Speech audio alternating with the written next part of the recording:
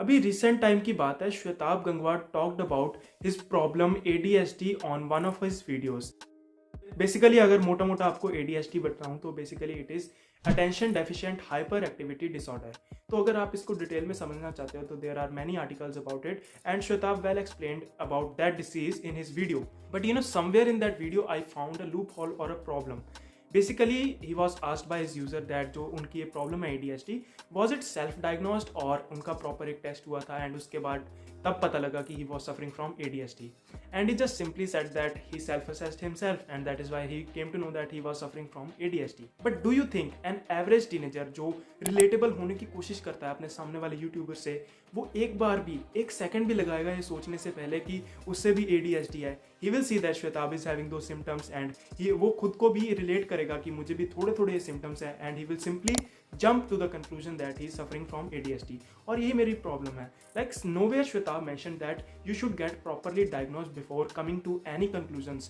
I know he is 30 और वो इतने mature enough हैं और जितना वो प्रोफेशनल एक प्रॉब्लम सॉल्वर है तो उन्हें पता है कि कैसे चीज़ें वर्कआउट करती हैं और अगर उन्हें खुद का सेल्फ असेसमेंट किया है तो डेफिनेटली उन्हें कोई कंक्लूजरी एविडेंट मिला होगा जिसके कारण से उन्होंने वीडियो बनाई। But an average watcher will never go in that much depth and वो सिंपली कंक्लूजन पे जंप कर जाएगा कि उन्हें भी ADHD हो सकता है and that's where the real problem begins। So you know this whole process of jumping into conclusions can be divided into various categories। Like इस वीडियो में first we will discuss that what exactly I mean by this statement jumping into conclusions।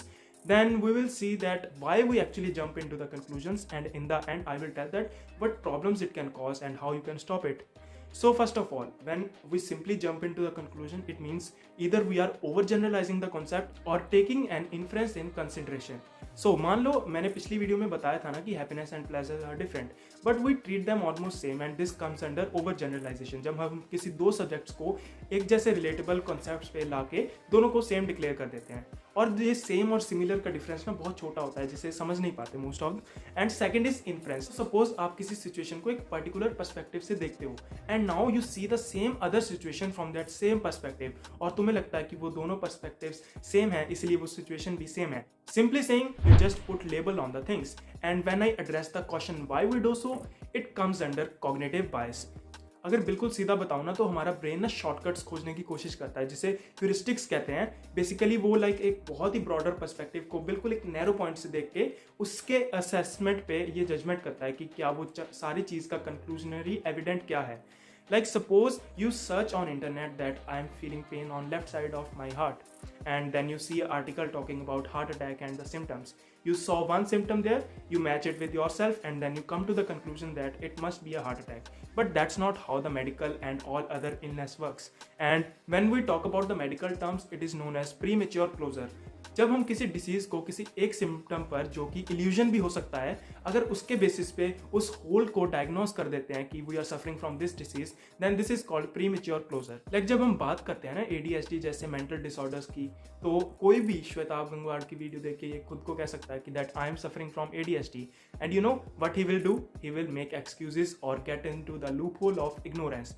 Basically now he has a good excuse to escape from the reality. वो कभी भी उन्होंने ना तो self diagnose करवाया होगा उस पर्सन ने, ना उसने कोई ट्रीटमेंट करवाई होगी, बस उसने खुद के एक वीडियो के जजमेंट पर ये जज कर लिया कि that he is suffering from ADHD।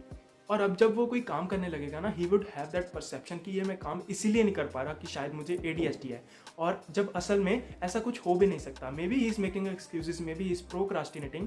जब कभी भी उसको लगेगा कि मुझसे काम नहीं हो रहा तो वो सिंपली एक्सक्यूज कर सकता है खुद को और खुद को ये वैलिडेट कर सकता है कि आई एम सफरिंग फ्रॉम ADHD और फलाना बीमारी। I am not under estimating the diseases and all those mental illnesses.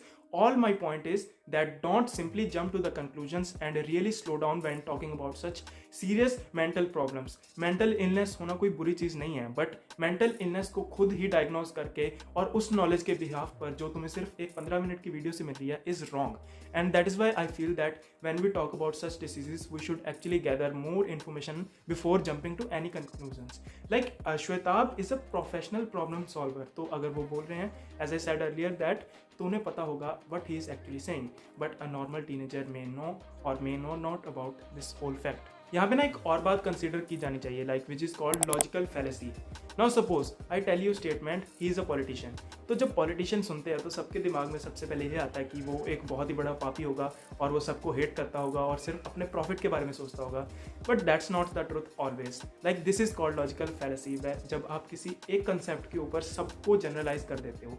And ऐसा ही वो मेंटल इलनेस के केस में हो सकता है, like he saw one symptom and just say that I am suffering from it.